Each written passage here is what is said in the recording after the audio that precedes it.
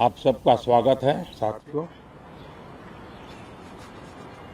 आज बजट सत्र के प्रारंभ में मैं समृद्धि की देवी मां लक्ष्मी को प्रणाम करता हूं।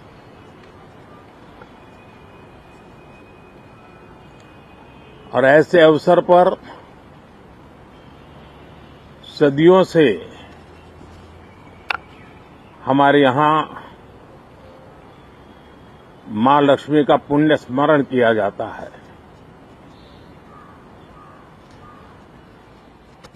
सिद्धि बुद्धि प्रदे देवी, सिद्धि बुद्धि प्रदे देवी, भुक्ति मुक्ति प्रदायिनी, भुक्ति मुक्ति प्रदायिनी, मंत्र मूर्ते सदा देवी, मंत्र मूर्ते सदा देवी, महालक्ष्मी नमोस्तुते, महालक्ष्मी नमोस्तुते। मां लक्ष्मी हमें सिद्धि और विवेक देती है, समृद्धि और कल्याण भी देती है। मैं मां लक्ष्मी से प्रार्थना करता हूं कि देश के हर गरीब एवं मध्यम वर्ग समुदाय पर मां लक्ष्मी की विशेष कृपा रहे।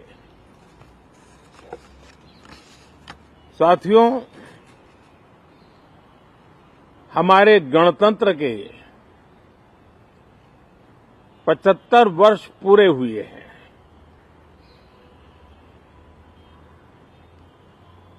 और ये हर देशवासी के लिए सर्वाधिक गौरवपूर्ण है और विश्व के लोकतांत्रिक जगत के लिए भी भारत का ये सामर्थ्य अपनी एक विशेष स्थान बनाता है। साथियों, ये देश की जनता ने मुझे तीसरी बार ये दायित्व दिया है और इस तीसरे कार्यकाल का ये पहला पूर्ण बजट है।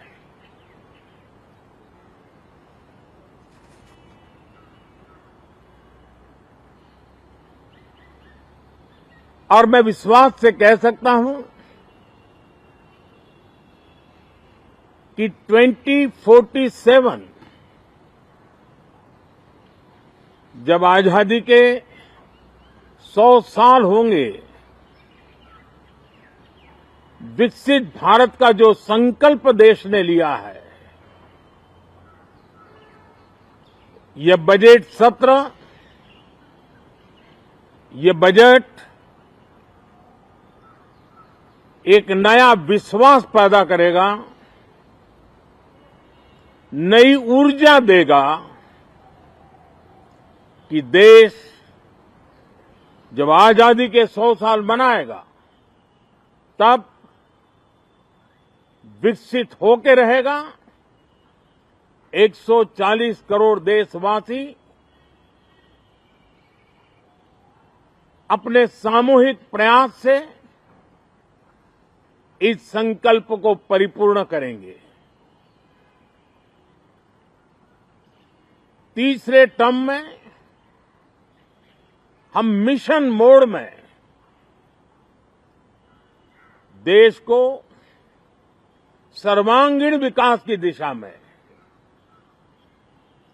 चाहे वो भौगोलिक रूप से हो, सामाजिक रूप से हो या आर्थिक भिन्न भिन्न स्तर के संदर्भ में हो, हम सर्वांगीण विकास के संकल्प को लेकर के मिशन मोड में आगे बढ़ते जा रहे हैं। इनोवेशन, इंक्लूजन और इन्वेस्टमेंट, ये लगातार हमारे आर्थिक गतिविधि के रोड मैप का आधार रहा है। इस सत्र में हमेशा की तरह कई ऐतिहासिक बिल पर सदन को चर्चा होगी और व्यापक मंथन के साथ वो राष्ट्र की ताकत बढ़ाने का काम करने वाला कानून बनेंगे। विशेषकर नारी शक्ति के गौरव को पुनः प्रस्थापित करना, पंथ संप्रदाय के भेद से मुक्त होकर के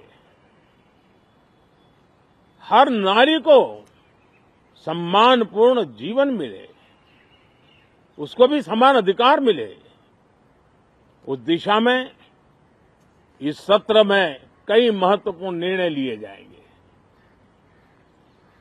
रिफॉर्म, परफॉर्म एंड ट्रांसफॉर्म। जब विकास की तेज गति को प्राप्त करना होता है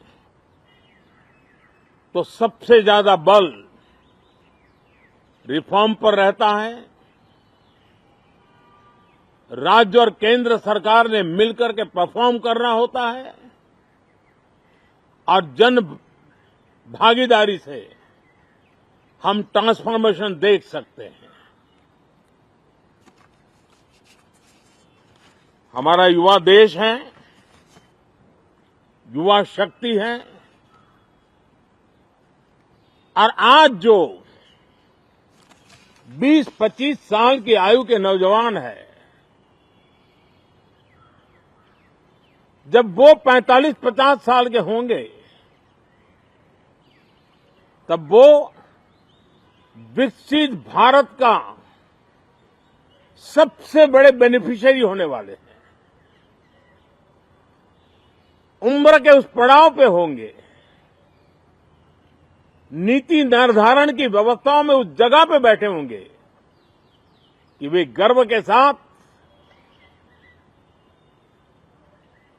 आजादी के बाद जो शताब्दी शुरू होगी,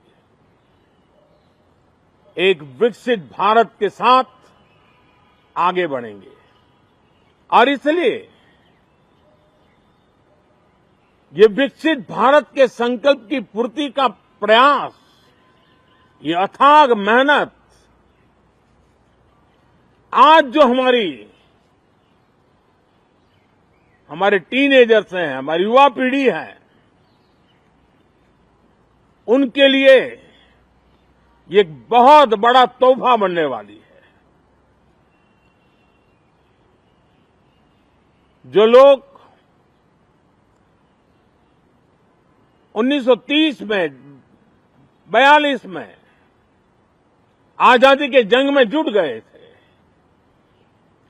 पूरी देश की युवा पीढ़ी खप गई थी आजादी के जंग में, और उसके फल 25 साल के बाद जो पीढ़ी आई उसको नसीब हुए। उस जंग में जो नौजवान थे उनको नसीब हुए। आजादी के पूर्व के वो 25 साल आजादी के जश्न मनाने का अवसर बना। वैसे ही ये 25 वर्ष समृद्ध भारत, विकसित भारत, ये संकल्प से सिद्धि और सिद्धि से शिखर तक पहुंचने का देशवासियों का इरादा। और इसलिए बजट सत्र में सभी सांसद